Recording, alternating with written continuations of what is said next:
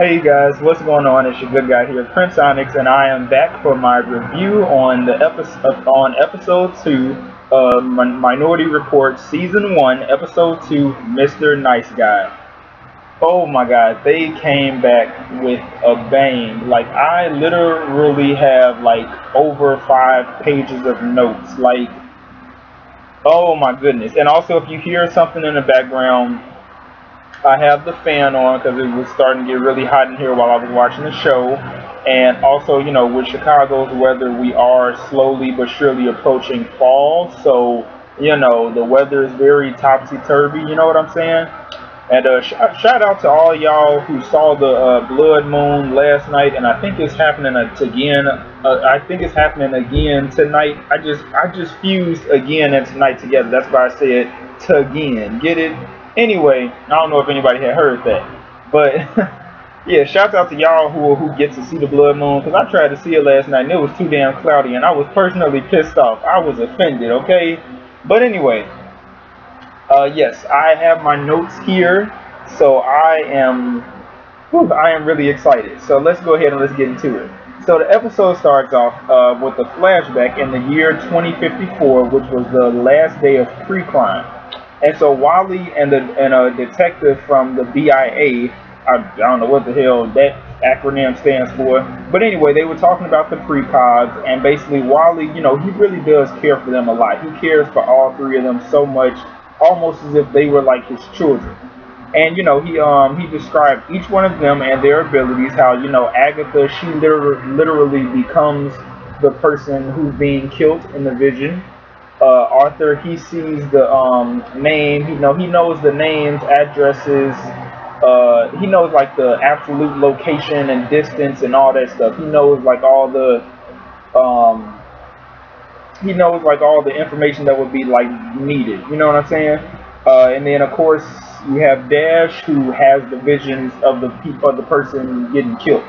So, you know, he was describing their different abilities, and the detective, you know, he felt like Wally may have gotten too attached or whatever, but all Wally was really trying to do was really just prepare them for the real world, because in the flashback, what it was pretty much showing us was the three of them, their last day together in the pre-crime building before it got shut down and before they got shipped off to the island, and they, you know, grew up, had a normal teenage life or whatever. So there was that. Now skip ahead to present day, and we are in a park, and we have Dash, who's playing chess with several people. And also, a side note, the girl who he was playing chess with, I noticed her by her hair. She was in Fear the Walking Dead. She had played a zombie extra who got shot in the head, of course, but I had recognized her from her hair. I was like, she looks very familiar. Then I had thought about it. She was on Fear the Walking Dead. So shout out to her for booking this show. Even though she was an extra, still, shouts out to her for booking this show. Anyway, yeah, Dash, he pretty much beats everybody in chess, and then he ends up having another vision about a woman getting murdered. And so after he has the vision, he, you know, snaps out of it because people in the park are looking at him like, oh my god, is he hurt? Does he need help? And he just pretty much flees the scene. So then we have Detective Laura and Lieutenant Will Blake, who used to be her partner 4 years ago, but then he became the lieutenant, you know, the captain at their district. So they are having a shootout with some thugs, and Akilah is helping them. She's helping them out, and Laura, she goes off on her own and she kills 5 of the remaining criminals, and then, like, you know, Will lets her know that she missed one, who ends up being right behind her with a gun pointed to her head. And in actuality, that was all the training seminar. So that was like a virtual training seminar. Again, this is the future. So they talk about the case from episode 1 and how, you know, how is it that Laura knew to find these 2 people, and the fact that she killed them both, and da-da-da-da-da. And, you know, Laura just continues to stand firm in her word and stand by what she said, and that is that she did it all alone. She did it alone. But we know the truth. We know the truth, but it's like, you know, for the time being, she did it alone. So so then she talks to Akilah, who begins to question her as well, and Akilah feels some type of way because her and Laura, just like, you know, Will and Laura are friends, and she feels like Laura should feel comfortable enough to tell her whatever it is that she's going through, whatever it is that's bothering her, but Laura can't tell them, or else, you know, no more Minority Report. You know what I'm saying? So it's like she can't tell y'all, or else, you know, that's it. So anyway, we then see Wally is working with Dash, and he's processing the vision that he had just recently had. And then in comes Laura, who pretty much she just lets them know that the feds have been questioning, you know, Will Blake, and have been questioning her about that case from episode 1, and just that they need to really be careful moving forward with the teamwork that they're doing. They just need to really be careful. So Laura watches the vision, and then they end up finding a clue that the person in the vision who's being killed, when she attends this club called Club Alpha, due to a wristband. And so, you know, pretty much oh yeah, so then they go, so then Dash goes to Arthur, and he pretty much, you know, asks for the name. And of course, you know, when Dash had went to Arthur, Arthur was outside meditating, and then his assistant had came and let him know that Dash was waiting for him. So anyway, you know, when they were talking, Arthur just pretty much tells Dash that, you know, some people actually deserve to die. And I was just like, you know what? It's like, you know what, I see where Arthur is coming from, because, you know, listen, sometimes you be thinking that some of these people, especially with all these sick psychos that are out here nowadays, some of these sick psychos need to die, seriously. So, you know, but I guess with Arthur's, in Arthur's mind, I guess he feels like even innocent people should die. That's the type of vibe I was getting from Arthur, that even innocent people deserve to die. You know what I'm saying? So that's that. And so yeah, pretty much him and Dash, they sit down and have drinks, and they go back and forth. And Arthur, you know, he just basically says, I don't work for free. And basically he's letting Dash know that eventually the three of them will get captured and will get taken again. And in another part, which I will get to a little bit later in this review, I can see why Arthur keeps bringing that up. So, you know, pretty much Arthur, I almost got their names mixed up. Arthur gives Dash this case number that he wants him to give to Laura, and he wants them to bring him the file, which will be illegal. And you know, Dash pretty much, he ain't falling for it. He refuses and he leaves. So next we have Dash, who goes to Laura with the case number, and she says that she will take care of it alone, and that Dash just needs to sit this one out. However, Dash ain't trying to hear that shit. He's really not. He's not trying to hear that, and he pretty much tells her that he wants to do this. He wants to help save people's lives, because for so long he's had to sit back and have these visions of people getting killed.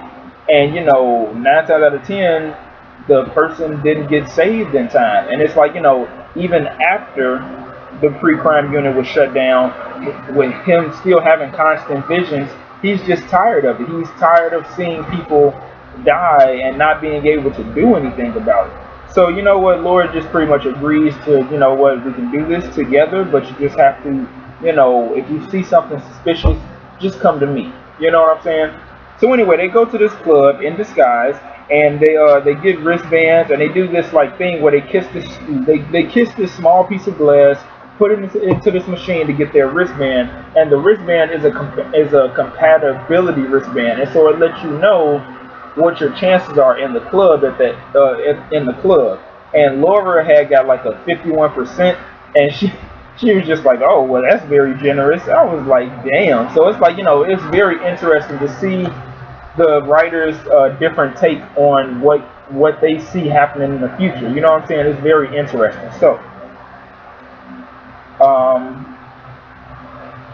yeah, pretty much they order drinks, and then Laura goes to the bathroom, and Dash, he ends up seeing the woman who he thinks is a possible victim due to her shoes. And, you know, pretty much the woman ends up leaving with her brother, and, you know, Dash, he thinks that because he doesn't know that that's her brother, he ends up following them, and he ends up tasing the guy. And pretty much, you know, the guy ends up throwing up and puking and falling to the ground, and just, you know, it's a mess. And Laura just runs to him, and she's like, wait, what's going on? What happened? And then as they turn, as they like slightly turn, who do they end up seeing? They end up seeing the killer due to the tattoo on his wrist. They end up seeing the killer, and he's at the bar having a drink, and then he leaves. So then we see that So then we see the two of them at Wally's house the next morning. Pretty much Wally fixed them some like, you know, morning after drinks, because clearly Laura got wasted, and Wally, I don't really think he needed to drink so much, you know, so it is what it is. But yeah, pretty much they found the killer's name, and his name is Tyson Cole, and he is a famous author who does lectures and all that stuff, and he talks about pretty much dating and relationships and sex and all that stuff. So they decide to use the victim as bait. In other words, they're going to go back to the club, but they're just like, Laura wants to just use the victim as bait in order to bring the killer out, who they believe is Tyson. But of course, Dash is against that because he doesn't really feel right. He doesn't feel right using her. You know what I'm saying? He doesn't. Ooh, wait. Ooh, I'm sorry, y'all.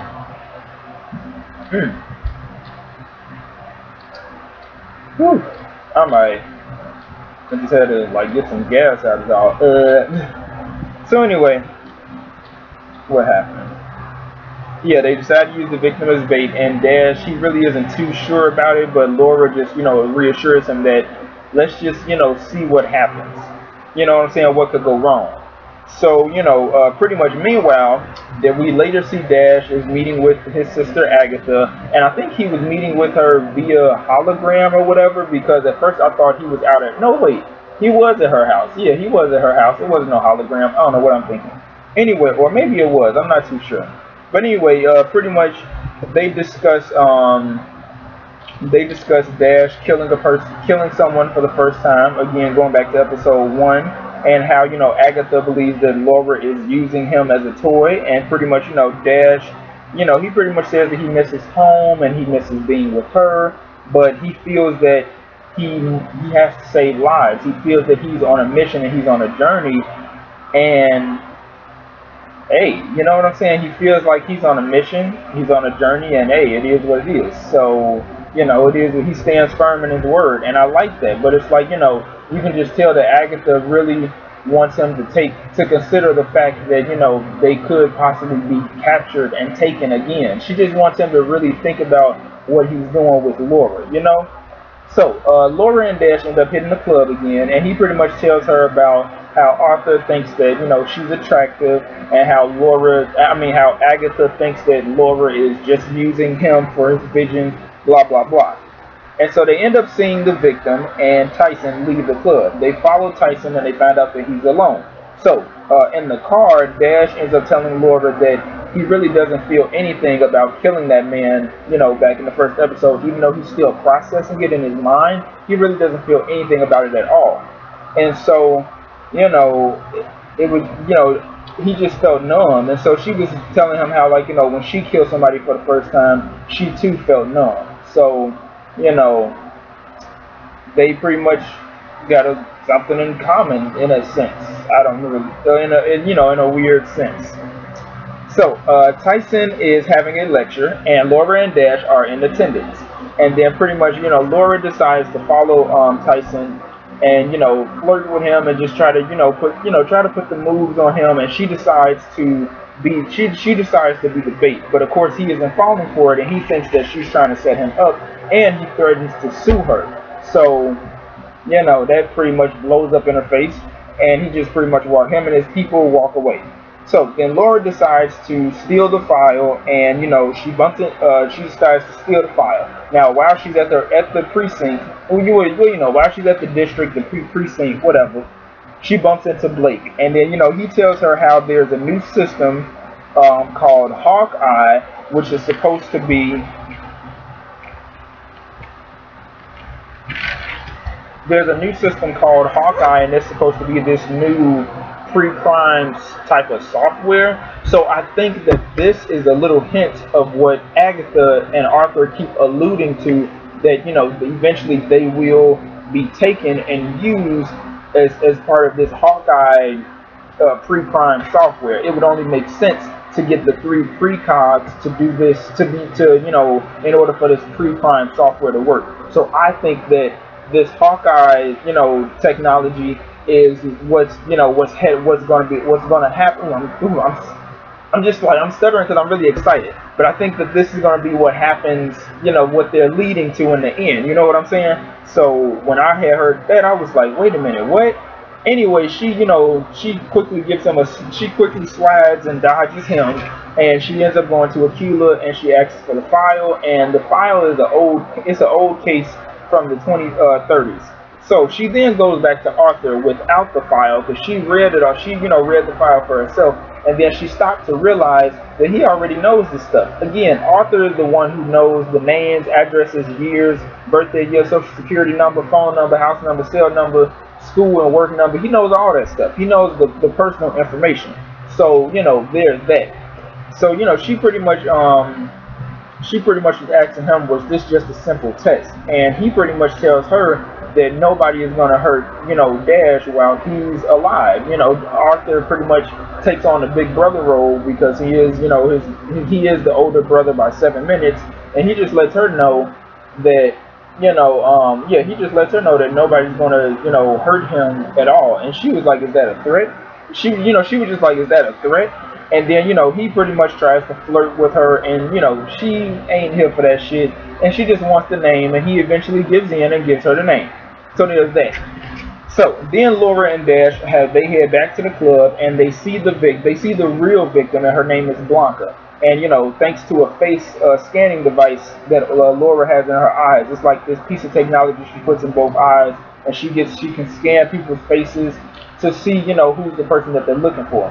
So Dash wants to step in right away and try to stop her from running off with Tyson, but, you know, I almost called her Megan Good. I mean, that is Megan Good, but I almost didn't call her character name. But then, you know, Laura tells him not to intervene because it's going to be weird for him to just roll up on her and be like, oh, you know, if you leave with that man over there, he's going to kill you. You know what I'm saying? That would be very, like, are you trying to get caught? Anyway, she then, you know, she looked over Dash's shoulder. She saw that Blake was walking up because he ended up tracking her, and so she just tells Dash to go away, and he does. So, you know, she pretty much Laura is talking to Blake, and, you know, she's getting pissed off and upset, and so they end up going off somewhere in the same club. They end up going off into a different area and just sitting down and buying drinks. Anyway, Dash bumps into the victim, and then he tries to make small talk, but to no avail. Doesn't work at all, and she ends up leaving. Now, meanwhile, before that happens, Laura and Will are just pretty much drinking and talking, and, you know, just pretty much he's telling her that she doesn't have to be so upset, and just, you know, he understands that she also wanted the position that he has, and, you know, all that stuff.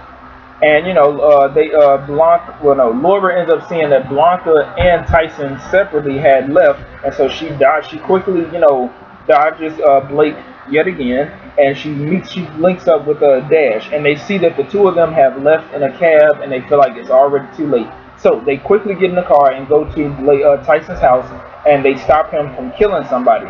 But to no avail is the girl with him, because she had got out of the cab halfway during the trip. So they then find out that Blanca is actually back with well, before that, they decide to go back to Wally's house and rewatch the vision, and then they find out that the bartender is the one who actually is the murderer, because in the reflection in like the shoe or something, they saw these chopsticks that the bartender uses to mix up the drinks, and then they run back to the club, because we end up seeing that Blanca went back to the club to get her purse because she forgot her purse.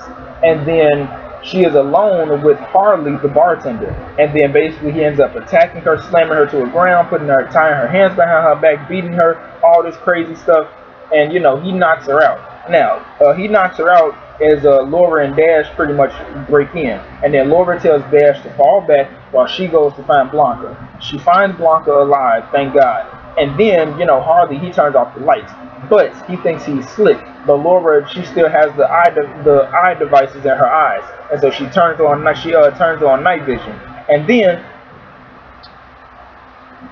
I thought I heard something.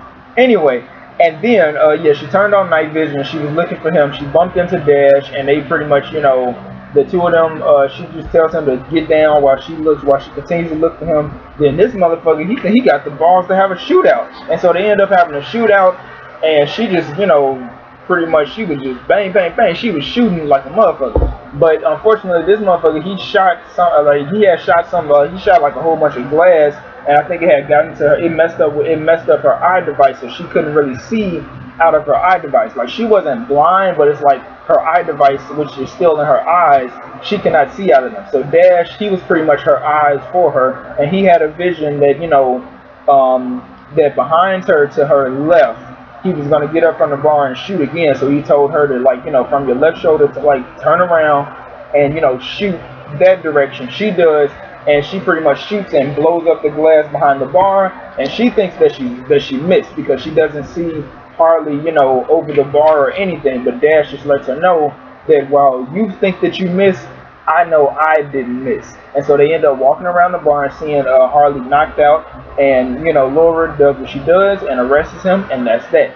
So we later then see Dash at the park playing chess with the girl with the different colored braids from the beginning of the episode. Meanwhile, Agatha has a vision that the three of them, again, her, Arthur, and Dash, have been captured, and they are back in the pre-crime, like, you know, in the little setup that they were in, you know, from the movie.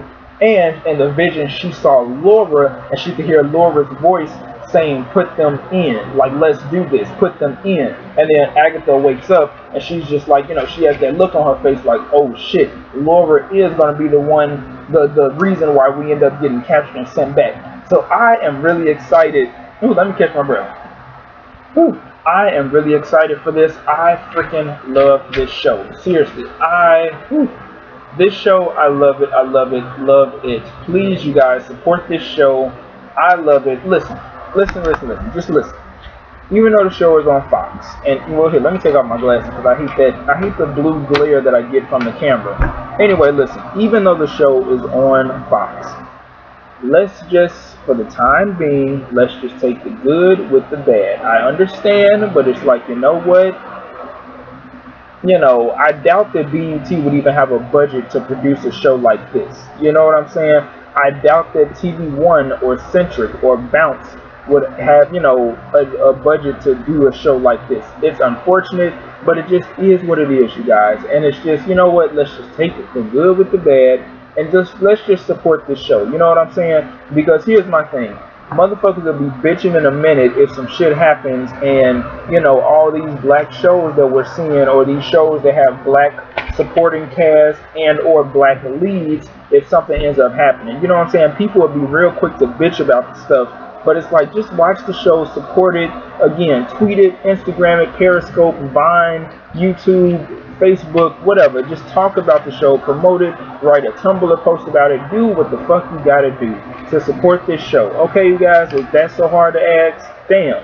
Anyway, other than that, I love the show. Give me your comments and your feedback down in the description box. You know I love it when you guys comment about what you guys think is going to happen in the upcoming episodes, and let's, you know, have a conversation. So I will see you guys later. Peace. Whew.